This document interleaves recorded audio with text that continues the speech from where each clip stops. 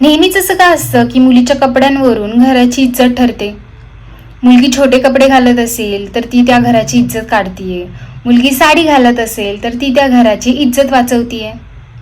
तुमची इज्जत, तुमच्या घराची इज्जत जर मुलीच्या कपड्यांमध्येच असते तर मग तुम्ही लहानपणापासून मुलीला का शिकवत असता की मुलींना रात्री अपरात्री बाहेर पडणं अलाउड नाहीये, मुलींना घराच्या बाहेर जास्त वेळ राहणं अलाउड नाहीये, मुलींना मुलांसोबत मैत्री करणं अलाउड नाहीये, मुलींना स्वतःचे निर्णय घेणं अलाउड नाहीये, मुलींना स्वतःची मतं मांडणं अलाउड नाहीये, मुलींना घरकाम येणं गरजेचं आहे का तर सासरी जाऊन त्या आई वडिलांची इज्जत नाही काढणार, का तर सासरचे बोलतील ना आई वडिलांनी साधे हिला काम करायला नाही शिकवले मुलगी असून देखील. खरंच तुमच्या घराची इज्जत, तुमची इज्जत ही मुलीच्या घरकामामध्ये आहे, तिच्या गप्प राहण्यामध्ये आहे, तिच्या कपड्यांमध्ये आहे.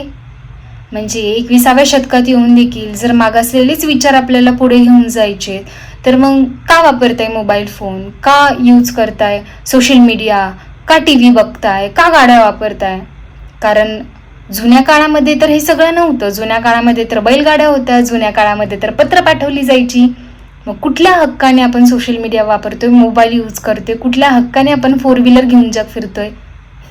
घ्या बैलगाड्या आणि फिरा मग जग.